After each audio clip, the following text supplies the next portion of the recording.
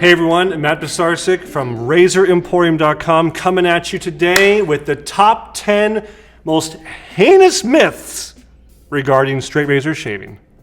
Let's get started. Number 1.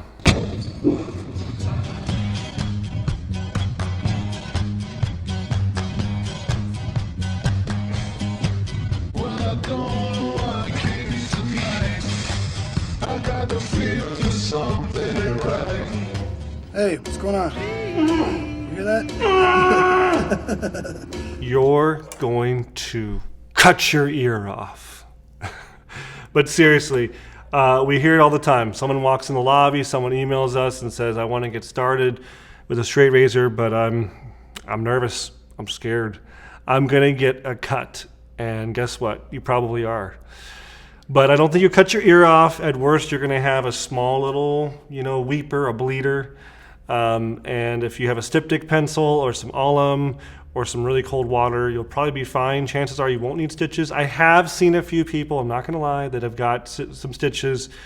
If you drive a car, chances are at some point you'll be in an accident, but you still drive a car, right? So I would say drive a straight razor instead. No, but I would say that a straight razor is something that if you really want to go after it, don't let that be a barrier. I always like to use the example that it's like a needle of a record player on the record, and it's like a direct connection between you holding the piece of steel, right, and it being against your face. And because you're holding the steel, you feel everything. You're not having to have it, translated or kind of muted by a handle on a double edge. So because of that, I think you're much more likely to catch yourself before you cut yourself. Number 2, I went to the barber and I got a straight razor shave, but it sucked. So now I don't want to do a straight razor. This is tricky. They make it look so easy, don't they? I feel like I know you so well. Okay, let's unpack this one. Usually at a barber shop after the 1980s with AIDS and hygiene and stuff, barbers are not using a straight razor, like a folding, steel straight razor that has a fixed blade that's sharpened. They are usually using what is called a shavette, which looks more like this, where you put half a double-edged blade inside of here, and this blade then can be changed out between customers.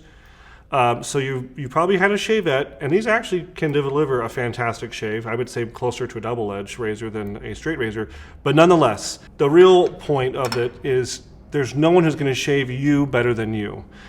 I have a crazy grain map, and I would never trust somebody for the first time to deliver a quality shave to me, having never seen this craziness before of how this goes down, this goes sideways, this goes down, this one goes up, this one goes sideways. Only I know that after years of practicing and doing it. So I'm going to be able to follow my grain better. And a barber, though trained in technique, may not be familiar with your topography, so to speak. So don't take an example of a barber shaving you as equivalent of what it's going to be like if you do it yourself. Number 3, it takes forever. Now this one does have some truth to it. If you are someone who's in a rush and you do not have any time at all and you fail to plan, well, then I guess you plan to fail, and it probably will not be a good example of a way to shave yourself. But if you truly are committed to wanting to do this, you will make time, right? I always complain and give the excuse that my kids are the ones who prevent me from straight razor shaving. But guys, if I really wanted to, I would stay up late at night after they go to sleep and I would straight razor shave at night. I could change my routine just like that. But if you do love a straight razor and you want the straight razor, then make time for the straight razor. But don't say it's because there's no time. There's always more time. Number 4, it takes years to be a master. I don't know if I would say years. That's maybe the myth part here, but I would say it definitely takes a while. I would say there's a learning curve. I would say that after a few weeks of consistently doing it and kind of gaining experience and having confidence with maybe easy parts like your cheeks and then trying to tackle harder parts like your neck or chin, I think with maybe a few weeks of time, you'll become virtually a master. Now, will you be able to go out in the garage and hammer a piece of steel and grind it and be a master who can make one? No. But can you operate it? Could you use it? Sure. If you wanted to learn the honing, even that, I think with some time and the right equipment, the stones and whatnot, you could learn it. Anything's learnable. And don't forget, there's no like drill sergeant in the bathroom. There's no like round of judges who are going to sit there behind you and see if you've done the entire shave and you didn't have to cheat and use a double edge in a couple places, or you only were doing the cheeks at first. Gain confidence, do a part of your face and master it, and then move on to the next part. It's like the game of golf. You're never done really learning. You just keep on getting better and better and better, right? So that's how a straight razor is. You always can get better at it. Myth number 5. It's expensive. It's too expensive. It's so pricey. Okay, let's unpack this. If you think about taking the bus every day versus buying a car, yeah, buying a car is much more expensive than taking the bus. But at a certain point, maybe it'll break even. And the same thing goes with razors. If you keep on buying these versus just buying one of these, it will pay off in a matter of a few months or maybe a year, okay? Yeah, you're for a decent quality blade, you're gonna look at maybe $150, $200 tops. A decent strop, maybe $75 or $100. So you can be into this for less than a few $100, right? And over time, you're gonna be better off than having done this and be miserable and be hating it and keep on paying those prices. So I think that the expense thing, you just have to use the old noggin up here and do a little math and figure out that, you know what, in the long run, it's cheaper. Number 6, no one even uses these things anymore. This is so old-fashioned. Who's using this? Well, it is true that if you ask your average person out there, if you're talking to your buddies, hey, I'm thinking about doing a straight razor shave, at home. You guys do this? You're probably gonna hear like, what? No, I've never done that. But I think you're gonna get more of the cool factor, like, oh, that's really neat. The straight razor movement has been growing and growing and growing. I would say the resurgence, the revival of straight razor shaving is about 20 years old. I think it started turn of a century in the 2000s. And people like Dovo, Ralph Oss, Thierry Zassard, Boker, Tansur, I mean, just a handful of companies are still making them. They're made all over the world still. There's a lot of local guys here in the USA that are hand grinding these things in their garage, forging them. We make our own, the Rex Sovereign, in our workshop.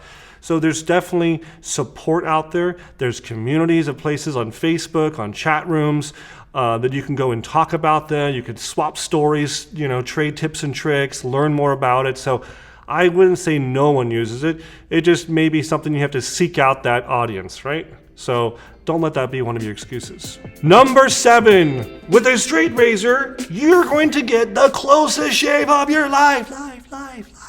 Yeah, well, I would say that may be a partial myth, right? Partially true. We're going to fact check that and say it's mostly false. I would say that in time, you can get a fantastic close shave, and it can be something where you can touch your skin and it's going to be baby butt smooth, and you're going to be just in awe and face-turbating, right? About, oh my gosh, my face feels fantastic. That will certainly come. That will not be your experience with your first shave or your 10th shave. It will take time to get to that point and practice and know-how and different techniques of going to be down and sideways and up or whatever. You're going to have to work for it. Work it, but it is possible. You can get the closest shave, but do not expect it to be your first experience or your 10th experience. It will come in time. Number 8. Well, if I give up on shaving with it, I can always use it to cut someone, to attack.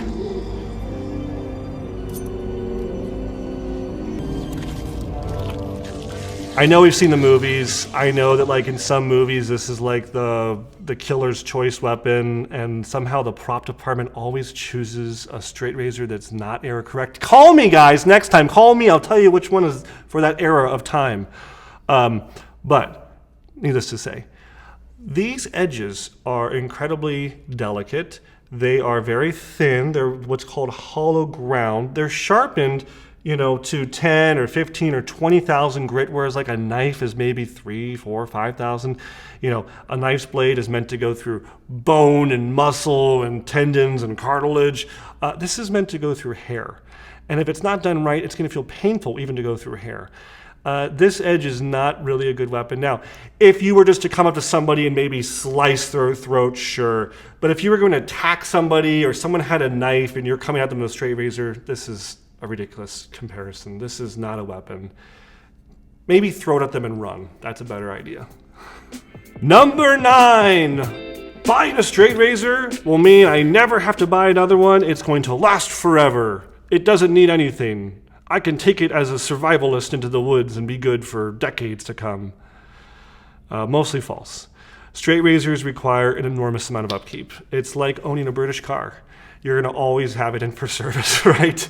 So one thing you're going to have to do every time you want to shave is use one of these bad boys. You're going to have to strop it to realign the edge because the edge gets whacked out of place just by going through your hair. So you're going to have to use one of these. If you're even more advanced, next level, you're going to put some compounds back here and have to experiment with what different compounds to use to try to keep the edge more keen, more sharp, right? But then eventually you're going to have to either send it into people like us or invest a few $1,000s, no joke, in a full set of stones. You know, the stones that you have for sharpening a knife, the oil stones, are just not even applicable for straight razors. You need wet stones that use water. You need a 1,000, a 3,000, a 5,000, 8,000, 10,000, 12,000, 20,000. I mean, you need so many different stones in a library to work your way up. You're going to need to oil it if you're not using it for a while. You're going to need to make sure that it's dried out, that you don't put it away wet. You don't want rust forming. This is carbon steel. Have I given enough reasons to know that it's not going to last forever? Now, if you take care of it and do all these things, sure, it can be made to be used for generations, but it's even going to wear away as you hone. It's going to get smaller. So I would say there's a ton of upkeep and a ton of things to consider. So it's not something you're going to be able to just throw in your backpack and hit the Appalachian Trail and just be gone for 9 months and be good. You're going to need some more supplies. That's just not going to work. It's not going to last forever. And number 10, if I buy a straight razor and I learn to use it, I'm going to be cool. Well, that one's not a myth, guys. That one's true. You will be cooler. Women will like you more. You'll have more successful dates. Your children will love you more. You'll be more successful at your work. You'll probably get a promotion. And chances are, if you're caught in the gym using one, other guys are going to ask you, where did you get that and how do you use it? You will be cooler. That's not a myth. So get a straight razor. Well, I hope that this video has illuminated some of the myths and maybe talked about some of the further thinking and decision making that needs to go into your choice if you want to go down the path of a straight razor. I want people to have eyes wide open. If someone comes in my lobby and they walk in and say, I've been using an electric razor for 20 years. I want a straight razor today. I put the brakes way on and I usually tell them most of these things. If they say, I've been using a cartridge razor for the last decade and I want to switch to a straight razor, I say, hold the phone, maybe try a double edge for 2 or 3 months, then come over to a straight razor after you learn some of the basics, angle, pressure, lather, balms, creams, learn some of that first, then come on over. It can be a wonderful world, but it's like learning to code or something complex, learning to drive. I always say, and you guys always mock me, it's like learning to drive a stick shift. All these things are cooler, are more user involved in the process. But I want people to have eyes wide open. This would be like me selling somebody a brand new Jeep Wrangler and putting, off-road kit on it and saying, yep, you're ready to go and off-road by yourself for the first time and you don't need any advice or instruction. That's a fool's story there, right? You need experience, you need maybe someone to show you the ropes, you need to know all the ins and outs of your equipment, you need to know, how things work. We don't want to set someone up for failure. So we want you guys to have your eyes wide open, make this decision wholeheartedly, and if you do, you're going to be cool. You're going to be a straight razor user. And if you have any questions about this, hit us up. We're here to help. We give lots of advice over the phone, over email. Hit us up on the Messenger, Facebook, Twitter, whatever, Instagram. We're there for you guys. If you do, leave a comment below about what your number 11 would be. What did I miss other than being cool?